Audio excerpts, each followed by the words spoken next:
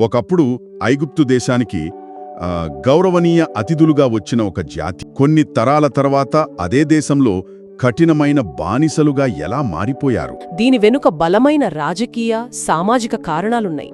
అంటే ఇది ఒక రాత్రిలో జరిగిన మార్పు కాదంటారా? అస్సలు కాదు.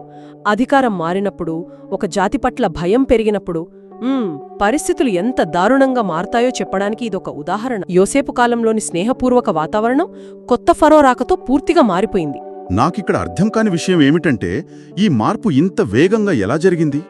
నిన్న మొన్నటి వరకు దేశాన్ని కరువు నుండి కాపాడిన యోసేపు ప్రజలు కదా వాళ్ళు. అవును. ఉన్నట్టుండి బానిసలుగా ఎలా మారారు? యోసేపు మరణం తర్వాత వచ్చిన ఫరోకి పాత విషయాలతో సంబంధం లేదు. అతనికి కనిపించింది ఒక్కటే, ఇశ్రాయేలీయుల జనాభా. అది చాలా వేగంగా పెరుగుతోంది. ఓ, అంటే వాళ్ల సంఖ్య, వాళ్ల బలం, తన అధికారానికి ఎక్కడ ముప్పు వస్తుందో అని భయపడ్డాడు. ఖచ్చితంగా. పాత స్నేహాలు, ఒప్పందాలు అవేవి కొత్త రాజకీయాల్లో నిలవవు కదా.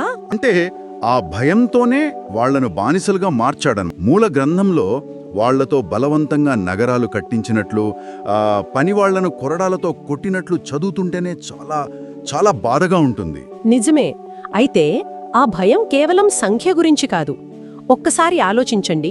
అప్పటికే ఇశ్రాయేలీలు ఐగుప్తు ఆర్థిక వ్యవస్థలో ఒక రకంగా చౌక కార్మిక శక్తిగా మారిపోయారు. కరెక్ట్. ఒకవేళ వాళ్లు శత్రువులతో కలిస్తే దేశానికి అది ఆర్థికంగా, సైనికంగా కూడా పెద్ద దెబ్బ. ఓకే, అంటే ఫరో చర్యలు కేవలం జనాభాను కంట్రోల్ చేయడం మాత్రమే కాదు, ఇది పూర్తిస్థాయి ఆర్థిక సైనిక నియంత్రణ ప్రయత్నమన్నమాట. ఇంత కఠినంగా అణిచివేస్తున్నా కూడా వాళ్ల జనాభా పెరుగుతూనే ఉందని మూలగ్రంథం చెప్తోంది. ఇది ఫరో భయాన్ని ఇంకా పెంచి ఉంటుంది కదా అన్నాడు. ఆ మంత్రసానుల విషయమేనా మీరు చెప్పేది? అదే.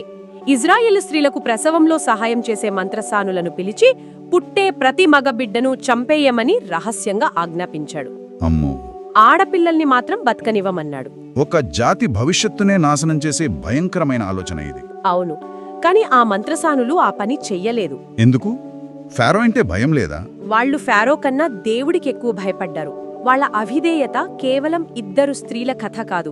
ఒక రకంగా చెప్పాలంటే చరిత్రలో నియంతృత్వాన్ని ధిక్కరించే అహింసా నిరసనలకు ఇది ఒక తొలి ఉదాహరణ లాంటిది. వాళ్ళ చర్యలు ఒక చక్రవర్తి ప్లాన్నే దెబ్బతీశాయన్నమాట. ఒక నియంత తన రహస్య ప్రణాళిక విఫలమైనప్పుడు చాలా అవమానంగా భావిస్తాడు. అతని తదుపరి చర్య ఎలా ఉండి ఉంటుంది? తని నిరాశ, క్రూరత్వం రెండూ బహిర్గతమయ్యాయి. ఈసారి రహస్యంగా కాదు, అంటే తన ప్రజలందరికీ బహిరంగంగా ఒక ఆజ్ఞ. ఇశ్రాయేలీయులకు పుట్టిన ప్రతి మగ శిశువును నైలు నదిలో పడేయండి. అందరి ముందునా?